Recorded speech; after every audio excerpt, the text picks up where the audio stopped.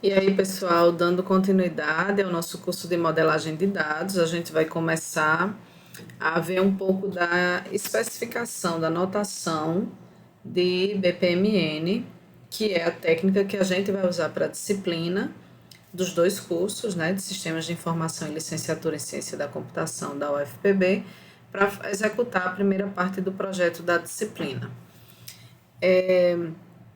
Então, para quem está entrando no canal agora, fiquem à vontade para entrar em contato comigo por e-mail, por aqui ou pelo Instagram, certo? Então, antes de eu começar a falar, eu quero deixar claro que esses slides, a apresentação das informações que estão aqui, foi gentilmente cedido pelo professor do nosso departamento, Rodrigo Rebouças. Ele é especialista em modelar negócios e tem mestrado, doutorado e trabalha muito com empresa nessa área. E ele tem um material muito bom sobre modelagem de negócios e é o que eu vou adotar para explicar para vocês essa disciplina. E tá aí também o contato do professor Rodrigo, se vocês quiserem trabalhar com ele, conversar com ele, falar sobre as pesquisas na área.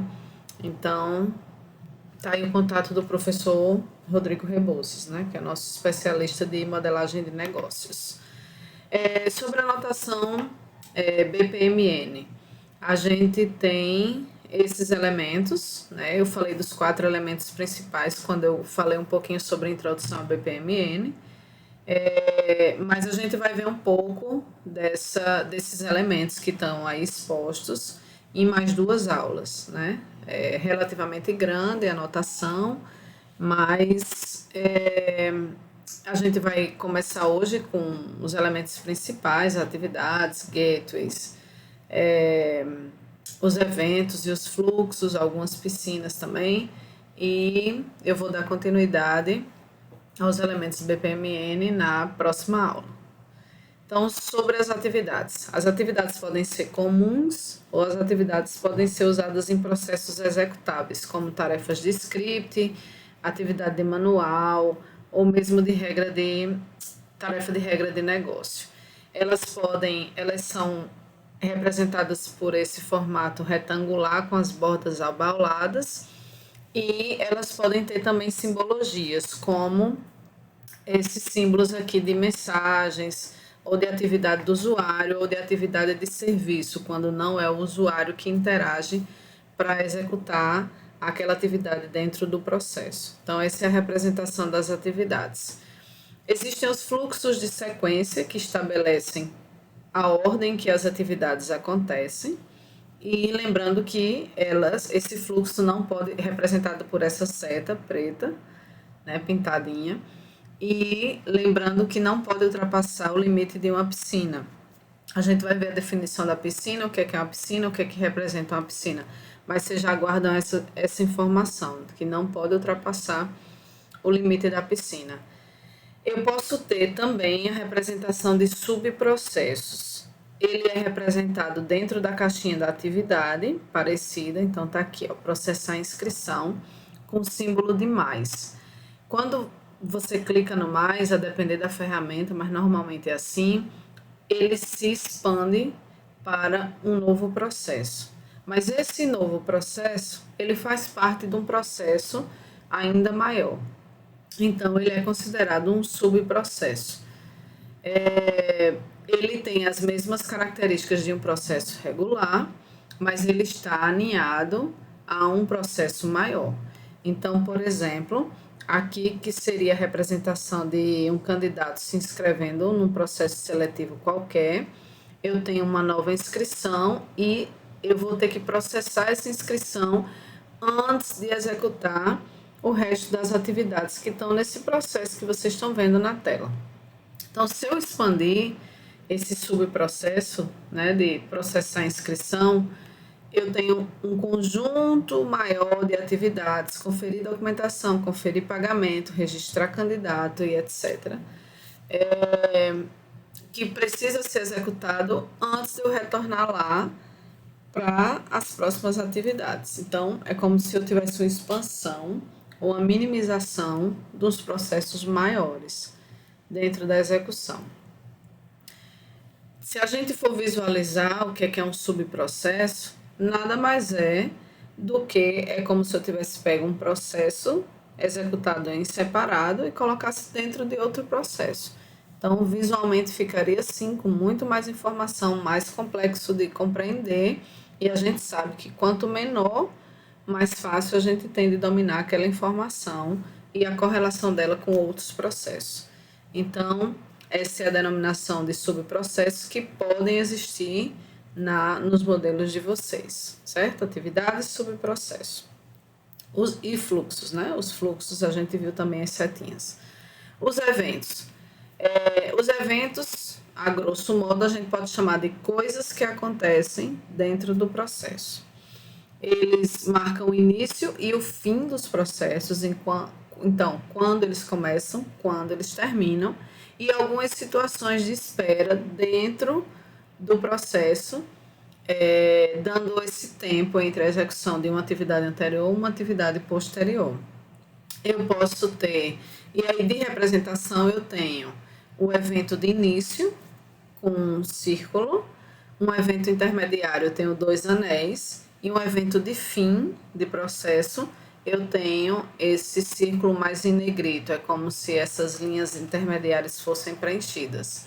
Então, quando vocês virem essa representação de início, intermediário e fim, é assim que eles são sempre desenhados, os eventos.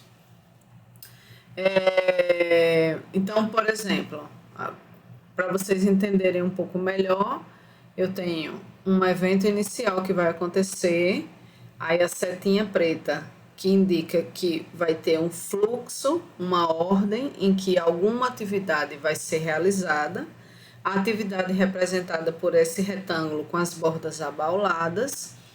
Depois dela ser executada, eu tenho fluxo sequencial para um evento final que vai acontecer dentro desse processo, certo? Os eventos de início podem estar relacionados com o tempo, que representam uns inícios agendados, todo dia, semanalmente, mensalmente, a cada 3 horas, a cada 10 segundos. Então, a gente também pode representar nos modelos esse time aí de start para o início da execução das atividades. Então, nesse exemplo aqui, para acompanhar o processo, eu tenho um time de todos os dias, eu starto essa atividade até chegar no meu estado final, no meu evento final, certo? Com essa representação do reloginho. Para quem nunca teve experiência com BPMN ou qualquer linguagem de modelagem de negócios, as ferramentas já têm todos esses ícones. Então, normalmente as ferramentas funcionam com drag and drop. Você escolhe os desenhos que representam as atividades, as setas que representam os fluxos ou as trocas de mensagem, os símbolos que representam o tempo, e você clica, arrasta e vai montando o processo. Isso pode ser feito em ferramentas de desenho, tipo o Google Drawing, sem problema nenhum. Mas existem ferramentas específicas, como eu falei lá no capítulo 1 da introdução à modelagem de negócios, que além de trazer já esses desenhos, tem uma análise semântica e sintática sobre isso. Então, se você clica e arrasta alguma simbologia e essa simbologia não é pertinente, eu não posso ter um evento com outro evento, duas atividades sem nenhum fluxo de execução entre elas, a ferramenta te dá alguns sinais e te ajuda, diferentemente das ferramentas só de desenho, que você vai clicar e arrastar e não tem nenhuma análise semântica. Então, ela ajuda mais quando você usa uma ferramenta específica para modelar negócios. Mas foi só um parêntese aí sobre ferramentas. Então, esses símbolos, esses desenhos, essa representatividade dos modelos BPMN estão implementados nas ferramentas que se intitulam ferramentas de suporte a esse tipo de notação, a essa técnica. Os eventos de início também fora o tempo podem representar mensagens. Então, eu tenho aqui o cliente que faz um pedido, mandando uma mensagem, e através desse pedido é que eu starto o processo de processar o pedido, executar o pedido e etc.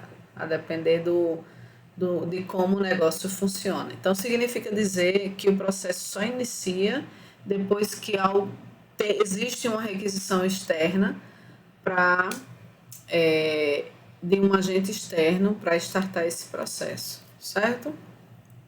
Então, pode colocar aí a simbologia de mensagem, quando necessário.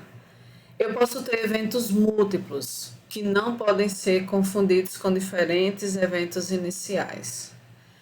Os eventos múltiplos, eles podem ser iniciados por diferentes partes, diferentes situações, mas todas essas situações que ocorrem antes, elas têm um mesmo comportamento de evento inicial. Então, não é que eu tenha uma possibilidade de executar essa tarefa, essa atividade de processar reclamação, vindo a reclamação do cliente, ou um outro caminho vindo de uma reclamação do fornecedor. Quem fizer essa reclamação, vai startar o mesmo processo, porque vai passar pelas mesmas etapas. Então, nesse caso, a gente chama de eventos múltiplos, essa simbologia, o fluxo, processar reclamação, atividade com o estado final.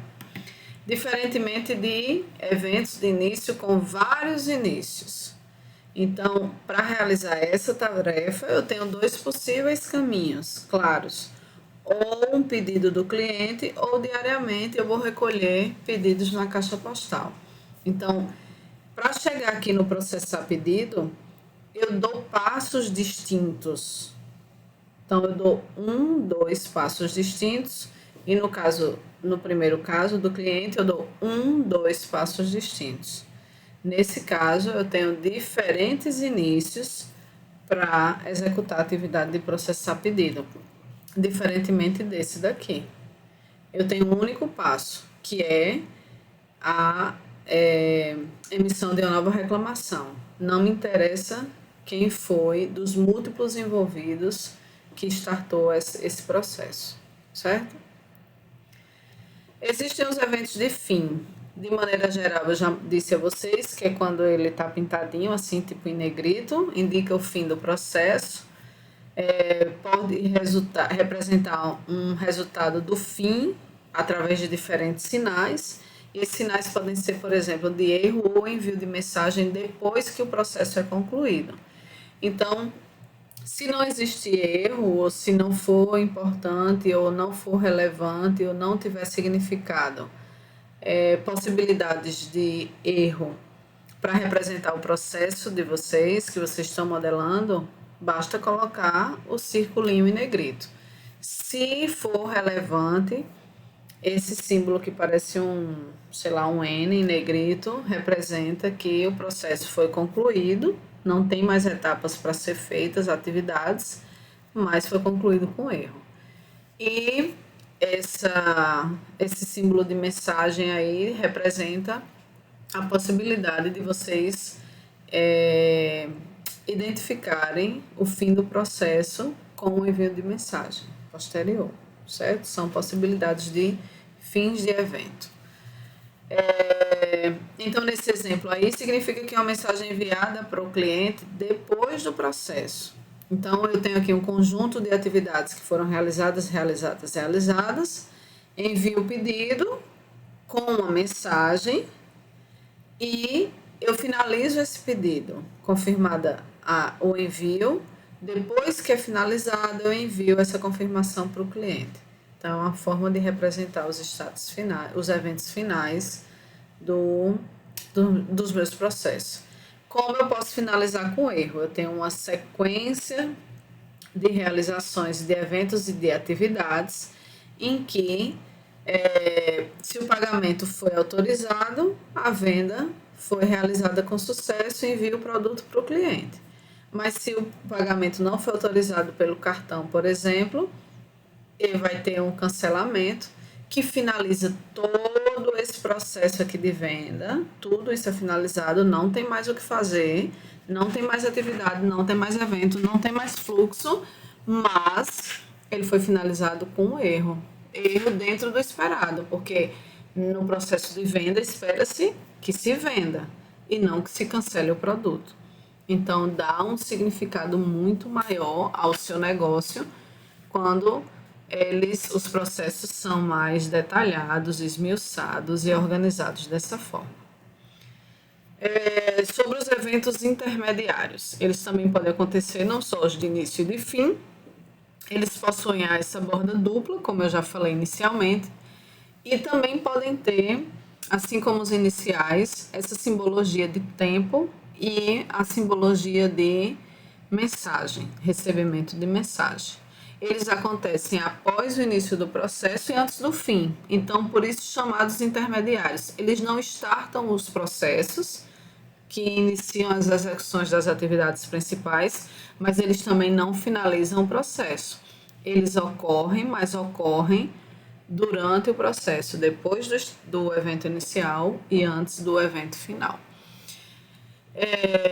O ícone eu já falei para vocês, nessa borda dupla, e podem ter essas representações de tempo e de mensagem. Lembrando que quando essa mensagem é pintadinha, representa que é gerada uma mensagem, para gerar uma mensagem. Quando ela está aberta, é no sentido de receber. É como se vocês podem associar, assim, ó, ela pintada, ela já está cheia, ela gera mensagem. E ela não preenchida, ela está vazia, esperando, aguardando a mensagem, certo? Existem também os eventos intermediários de tempo, com o mesmo significado dos outros eventos, né? Eu tenho aqui um evento inicial para saber se tem o processo de saber se tem uma inscrição disponível. Então, uma atividade eu starto, verifico as inscrições e aí durante 30 minutos é intermediário. Não está aqui no começo, não está aqui no fim. Está no meio do processo. Eu posso representar aí eventos intermediários no meio dos processos, com a simbologia do tempo. Existem os eventos intermediários do tipo link, que são usados para evitar essa arrumação, esse emaranhado de sequência, principalmente nos processos que são muito mais complexos. É como se fosse um atalho. Então, ó, eu tô aqui nesse lugar e pá, eu vou para o outro lugar, vou para outra sequência. Ele liga mesmo pares de conjuntos, de execuções, de partes do processo dentro dessa representação. Então, esse aí é um exemplo, também pode acontecer como evento intermediário, a simbologia do link, certo? Existem também os eventos de borda, são eventos intermediários, tá vendo que tanto aqui nesse exemplo de cima, atividade, quanto a atividade de baixo, ele tem os dois aros, né, que representam os intermediários, eles representam as exceções na execução de uma atividade. Então, por que eles não estão uma bolinha separada igual esses outros eventos aqui, ó? Por exemplo, de tempo, de link. Porque eles são exceções à execução das atividades. É assim que eles aparecem, é assim que eles devem ser representados como eventos de borda. Porque eles interrompem a execução daquela atividade ou podem não interromper se for tracejado. Mas ele, para execução, executa aquele evento de borda e continua a execução da atividade. Então, por exemplo, um cliente aqui, eu tenho uma série de atividades aqui à esquerda que foram executadas dentro desse processo, mas só para a gente analisar esses eventos de borda, os eventos finais, os eventos intermediários, eu tenho aqui um evento intermediário com uma mensagem para receber, tá vendo que não está preenchido, para receber, eu recebo essa mensagem do cliente.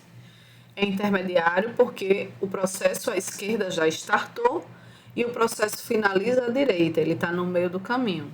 Então, ele é intermediário, um evento intermediário. de mensagem.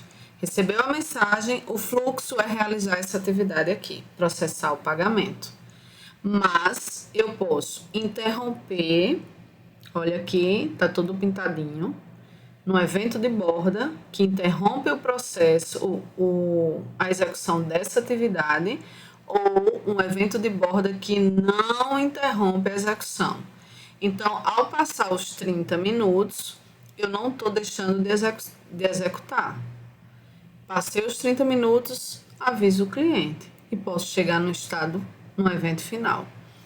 Ou eu posso processar o pagamento e o fluxo continua tudo certo, envio o produto, chego no estado final com venda concluída.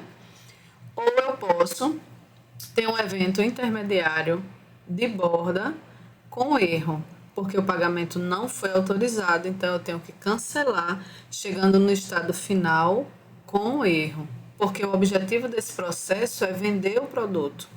Se não foi vendido porque o pagamento não foi autorizado, o meu estado final não pode ser só um estado final. Tem que ser um estado final em que aquela venda não foi processada. Certo? Então, lembrando, os eventos podem ser iniciais, o círculo, podem ser finais. Os finais podem ter mensagens ou podem ter erros. Existem os eventos intermediários, que acontecem depois que o inicial já se manifestou e antes de chegar no final do processo. Mas quando eu coloco o evento intermediário sendo no meio do processo ou ele de borda? Ele de borda, ele tem uma ação direta sobre o desempenho e execução daquela atividade descrita. Então, eles são colocados como eventos de borda. Eventos de fim. Eita, peço até desculpa, eu acho que foi na exportação que quando eu exportei saiu assim. Mas bem, os eventos de fim terminais encerram todos os fluxos paralelos. Se eventualmente estavam acontecendo diferentes execuções de processos em diferentes departamentos da empresa, quando eu tenho a representação do terminal, todos eles vão ser fechados. Todos levam a esse estado final e terminal do processo, que é representado por essa bolinha preta do final, mas com ponto, tipo ponto final. Então, se a gente olhar aqui esse exemplo, eu tenho o estado inicial, evento inicial, evento intermediário, evento final, eu tenho aqui as atividades, eu tenho aqui um evento intermediário de borda, influenciando essa atividade, e na medida em que a gente for aprendendo as simbologias, fica mais fácil de compreender a construção desses modelos e dos negócios. As piscinas e as raias que apareceram aí para vocês, mas que eu não mencionei ainda, certo? As piscinas e as raias representam os setores, as pessoas, os sistemas que interagem diretamente com aquelas atividades dentro do processo. Mas eu posso ter também piscina caixa preta. Eu não sei exatamente onde, como, é meio que genérico. Por exemplo, um cliente, mas qual cliente? Ou então um consumidor, ou então um fornecedor. Nesses casos, a gente tem essa piscina caixa preta, que também pode ter uma representatividade, que vocês viram também alguns desses exemplos que eu mostrei anteriormente. Então, eu posso ter no setor de venda, eu tenho a parte de estoque e a parte de atendimento. Então, aqui é a piscina venda e eu tenho as raias estoque e atendimento. E eu posso ter essa piscina caixa preta consumidor, em que eu tenho essa interação, fica mais claro ainda todos aqueles fatores que a gente precisa representar nos modelos. Quem, o que, quando, como, o fluxo e as atividades. Estado inicial com mensagem, estado final, atividades aqui, reservar pedido, reservar produto, entregar produto, com esses fluxos de mensagem entre o consumidor e o setor de vendas da empresa. Os fluxos de mensagem, a gente já viu os fluxos de atividade, né? Não pode passar das piscinas e dão a sequência em que as atividades e os eventos vão se realizar. Os fluxos de mensagem estabelecem a ordem em que as mensagens vão ser trocadas dentro do processo. representado por essa seta não pintada na ponta e pontilhada, e os elementos são ligados por um fluxo de mensagem e não podem fazer parte do mesmo processo, afinal é a troca de mensagens. Se está dentro do processo, tem outras representatividades. Eu tenho aqui, por exemplo, no setor de vendas, trocando mensagem com o cliente, por exemplo, dentro desse processo. Dados, outra notação que a gente pode ter dentro da representação BPMN. Os dados podem ser dados de entrada, podem ser dados de saída, podem ser dados genéricos, é uma variável dentro do processo. E eu posso ter, inclusive, também base de dados. Os exemplos ficam mais claros. Eu tenho aqui um estado inicial de uma demanda arquivada e aqui estado final, certo? Possibilidades de estado final. Dentro das atividades, essas aqui, já falei para vocês, com essa engrenagem, é realizada sem interação humana, né? Uma consulta computacional, por exemplo, ou num sistema. E eu posso ter aqui esse fluxo essa representação de dados entre as atividades, dentro das atividades, e como é que esses dados são utilizados ou quando eles são importantes e relevantes serem expostos dentro da representação do processo. Existem, por fim, para essa aula, né, as notações básicas, os desvios, também chamados de gateways, que nada mais são, como o nome já diz, desviar o fluxo natural da esquerda para a direita, da sequência de eventos e atividades que são representados, que os processos estão representados. Então, controla esse fluxo, gera fluxos alternativos, gera fluxos condicionais, geram fluxos paralelos. Existe o desvio shore, também conhecido como exclusivo, ou por um caminho ou por outro. Então, eu tenho aqui um estado inicial de nova inscrição. Ao processar essa inscrição, eu só chego em 2 possíveis estados finais, indeferida ou realizada. Não existe a possibilidade dessas 2 atividades, nesse exemplo, ser executada, ou um ou outro. É esse losango sem nada dentro, a representação. Normalmente é uma pergunta, if else, se isso, se não. Existe o desvio paralelo, em que faz uma divisão entre mais de um fluxo, então todas as saídas são satisfeitas. Eu tenho aqui, por exemplo, depois do concurso autorizado, eu posso ao mesmo tempo preparar o site, elaborar o edital e providenciar a banca. Elas são executadas em paralelo, então é dividir. Ao invés de primeiro fazer o site, depois elaborar o edital, não, 3 pessoas diferentes, 3 equipes podem trabalhar simultaneamente nessas atividades. E existe também, quando isso acontece, eu tirar essa paralelização e unificar os próximos fluxos quando as saídas estão todas satisfeitas, né? Então, fluxo de exclusivo, shore, e o desvio paralelo. Existe o desvio baseado em eventos. Então, ele é um condicionante, mas algo tem que acontecer primeiro.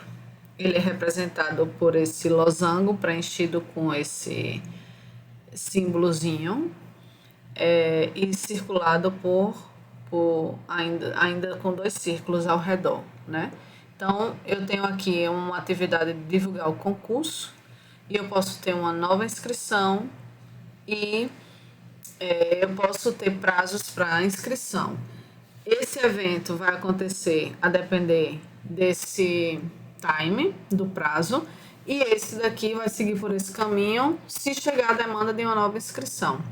Então, quem vai determinar o fluxo dos próximos eventos ou da realização das novas atividades é o que acontecer primeiro.